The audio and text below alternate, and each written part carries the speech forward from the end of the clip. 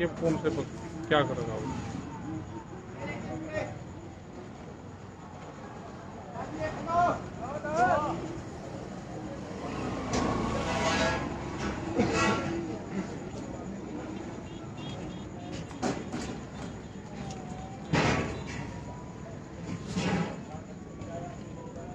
छब्बीस मई किसान आंदोलन के 6 माह और किसानों का लंबा संघर्ष और जिसके नेतृत्व में संयुक्त मोर्चे के नेतृत्व में जो एक आंदोलन है, Shahjahan border, Ghazipur border, Singhu border, Tikri border, Dhansa border, तमाम जगह किसान आंदोलनरत हैं।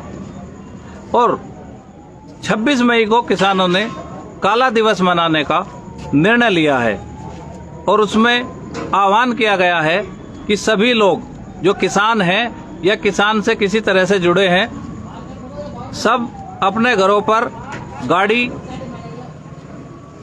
मोटरसाइकिल, घर, तमाम जगह पर काले झंडे लगाकर अपना विरोध प्रदर्शन करेंगे। साथ साथ में अपने गांव में इकट्ठा होंगे, गांव के चौराहे पे, और सरकार का पुतला दहन करेंगे। इस तरह का फैसला संयुक्त मोर्चा की बैठक में लिया गया है, जिसमें टिकैत साहब भी शामिल थे। आज इसी पर जो है टिकैत साहब देश के किसानों और किसानों के संपर्क में रहने वाले जो भी लोग हैं, जो अन्न का उपयोग करते हैं, उनको आह्वान करने वाले हैं राकेश टिकैत जी। तो 26 मई काला दिवस, किस तरह से ये काला दिवस मनाया जाएगा, क्या मैसेज देना चाहते हैं सरकार को, उस पर आपकी किसानों से या जो भी किसानों से जुड़े हैं उनसे, आप देश के नागरिकों से क्या अपील करना चाहते हैं? उनसे ये है कि 26 तारीख को पूरा 6 महीने हो जाएंगे और सरकार को 7 साल हो जाएंगे। 26 तारीख को ही सरकार बात नहीं मान रही। 6 महीने आंदोलन को चलते हुए हो गए। दिल्ली को बहुत बॉर्डरों से घेर कर रखा है। सरकार नहीं बात मानेगी तो ये निर्णय संयुक्त मोर्चे ने लिया कि ब्लैक डे मनाएंगे। 26 तारीख का काला दिवस मनाएंगे। काले झंडे अपने घरों पर लगाएंगे, अपनी गाड़ियों पर लगाएंगे, अपने ट्रैक्टर पर लगाएंगे और 10-11 बजे के आसपास सुबह किसी भी टाइम जिसको टाइम मिले वो अपने गांव में, अपने चौराहे पे, अपने शहर में कहीं पे भी सरकार का पुतला दहन करेगा। ये निर्णय वहां पे लिया गया है क्योंकि सरकार बात नहीं मान रही। कोरोना काल है, बड़ा प्रोग्राम दूसरा नहीं कर रहे, इसलिए ये है कि 26 तारीख को 6 महीने हो जाएंगे तो काला दिवस मनाया जाएगा। तो ये किसानों के गुस्से का इजहार है कि जिस तरह से सरकार बात नहीं मान रही। पहला आप कहते थे कि सरकार मिल नहीं रही और अब तो सरकार बोल भी नहीं रही। मिलने के साथ साथ सरकार कहीं बोल देती थी, मिल भी नहीं रही। तो इस तरह के सांकेतिक विरोध से आप मानते हैं कि सरकार पे दबाव बनेगा? हाँ, तो बिल्कुल दबाव बनेगा। ये जाएगा, आम लोगों को पता चलेगा, तो ये बिल्कुल दबाव बनेगा। एक आंदोलन करने का ये भी एक तरीका है। तो अलग अलग तरीके इस आंदोलन में अपनाए जा रहे। तो ब्लैक डे का भी एक आंदोलन का तरीका है और उस आंदोलन के तरीके को हम अख्तियार करेंगे और सरकारों तक अपनी बात पहुंचाने का काम करेंगे। आप हमेशा बहुत सशक्त अपील करते हैं, तो इस बारे में भी आपने किसानों से क्या अपील की है? किस तरह से लोगों को संदेश भेजा है? क्या तरीका किसान संगठन अपना रहे हैं? वर्चुअल मीटिंग भी कर रहे हैं, आपस में व्हाट्सएप ग्रुप पे बहुत लिटरेचर भी भेजा जा रहा, तमाम पोस्टर भी भेजे जा रहे। तो अब किसानों से किस तरह की अपील है और आगे आंदोलन को किस तरफ ले जाना चाहते हैं आप? आंदोलन शांतिपूर्ण तरीके से रहेगा, चलता रहेगा। आंदोलन लंबा चलेगा तो किसान उसकी तैयारी जरूर करे। अपने खेत पे जैसे ध्यान देता है उसी तरह का ध्यान अपने आंदोलन पर दे। जो पोस्टर भेजे जा रहे हैं उनको पढ़े, जो गाइडलाइंस है उसको पढ़े और शांतिपूर्ण तरीके से जो जहां पे है वहीं पे ही प्रदर्शन करें। वो इसका हिस्सा बने आंदोलन का, और जब ही सरकारों तक ये मैसेज जाएगा। कोरोना का कोहराम, किसानों को सरकारें और मीडिया मिलकर कर रही हैं बदनाम। एक सूची जारी की है हरियाणा सरकार ने कि देखिए किसान आंदोलन से आते हैं और गांव-गांव में कोरोना फैला रहे हैं, जबकि सच्चाई ये है कि कोरोना के केस आज तक किसी बॉर्डर पे आधिकारिक रिकॉर्ड में नहीं मिले हैं। अगर किसी किसान को हार्ट अटैक भी आता है, उसको हॉस्पिटल ले जाया जाता है तो जबरदस्ती उसको कोरोना का मरीज साबित करने का प्रयास किया जाता है। ऐसी घटना 2 दिन पहले भी सोनीपत के हॉस्पिटल में हुई है। जिनको कोरोना बताते हैं उनका पोस्टमार्टम देश में होता नहीं है, उनका पोस्टमार्टम भी हुआ, फिर भी मीडिया उनको कोरोना बता रही है। तो ये सरकार के साथ मिलकर जो है एक बड़ा अभियान किसान आंदोलन को बदनाम करने का है। टिकैत साहब, आप इससे कैसे निपटेंगे? इससे निपटेंगे सोशल मीडिया के माध्यम से निपटेंगे। और अपने लोग समझदार हैं, गाँव में जो प्रचार होता है वो प्रचार पूर्ण रूप से झूठा प्रचार होता है। कोरोना का उद्गम स्थल ये आंदोलन नहीं है, ये तो कॉलोनियां हैं, ये तो घर हैं। पूर्ण रूप से ये घर हैं अपने, और ये ना खाली होंगे। ये जिस तरह से मीडिया प्रचार कर रही है, जिस तरह से सरकारें उनके माध्यम से प्रचार करवा रही हैं कि किसान चला जाए। अगर कोरोना काल में देश में कानून आ सकते हैं तो कोरोना काल में ही देश में से कानून खत्म भी हो सकते हैं। अगर इतनी ज्यादा चिंता है तो आप कानून को वापसी ले लो, एमएसपी पे कानून बनाओ, उसकी घोषणा करो। देश में अगर कोरोना है, कोई बीमारी है, तो उसके नाम पे आप हॉस्पिटल, ऑक्सीजन हॉस्पिटल का आप वो करो। गांवों में हॉस्पिटल बने हुए हैं, उनकी बिल्डिंगें बने हुई हैं, वहां पे कोई डॉक्टर नहीं है, दवाइयां नहीं है। सरकारों को पहले ध्यान देना चाहिए कि बीमार कोई आदमी है तो उसको अस्पताल मिले। किसान का रास्ता पार्लियामेंट जाता है, बीमार आदमी का रास्ता हॉस्पिटल जाता है, तो दोनों के रास्ते अलग अलग हैं। कोई भ्रम की स्थिति में ना रहे। बीमार कोई होगा तो अस्पताल जाएगा, सरकार की जिम्मेदारी है। और किसान आंदोलन का रास्ता पार्लियामेंट जाता है, इसका समाधान पार्लियामेंट से होगा। तो इन अफवाहों पर ध्यान ना दे। सरकार है, बदनाम करने की कोशिश करेगी, ये भी एक सरकार का षड्यंत्र है, उससे बचना है हमको।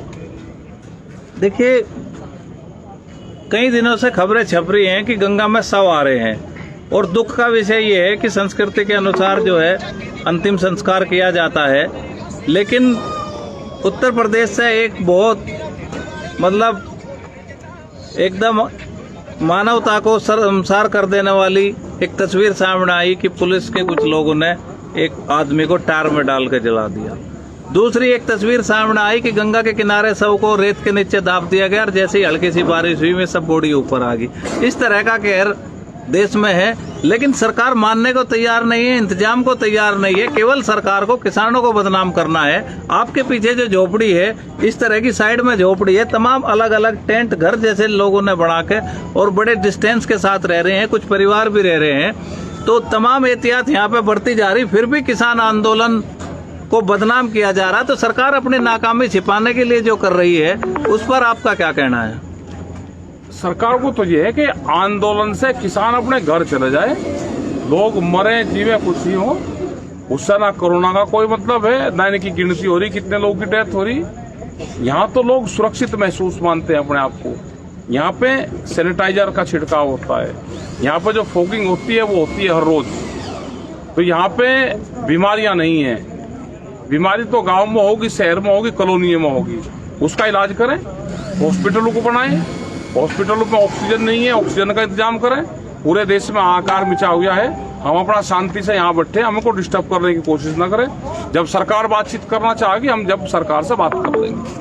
अभी अपने हॉस्पिटलों पर ध्यान दे सरकार। जिस कॉरपोरेट के खिलाफ आपकी लड़ाई है, इस कोरोना काल में देखने को उसका एक रूप और मिला है कि सरकारें लंबे समय से, किसी की भी सरकार रही हो, स्वास्थ्य, ग्रामीण चिकित्सा और शिक्षा पे बजट खत्म करती रही, उसको घटाती रही, जिससे सरकारी अस्पताल और स्कूल बंद होने के कगार पर आ गए। आज भी वही स्थिति है। लेकिन वर्तमान में ये तमाम शिकायतें आ रही हैं कि प्राइवेट जो निजी अस्पताल है, उनको लूट की छूट मिली हुई है। 5 लाख रुपए एडवांस में जमा कराते हैं। कोरोना का इलाज अगर होता है तो वो 10 लाख रुपए से लेकर 50 लाख रुपए तक दिल्ली एनसीआर में होता है।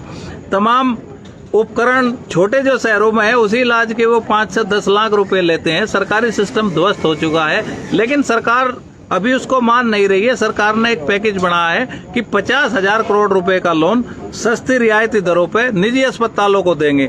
अगर यही काम सरकारी अस्पतालों के लिए किया जाता तो इसका क्या लाभ होता। और जिस तरह से निजीकरण को बढ़ावा दिया जा रहा है, तो इसके इफेक्ट आप देख चुके हैं। तो इस पर आपकी क्या राय है?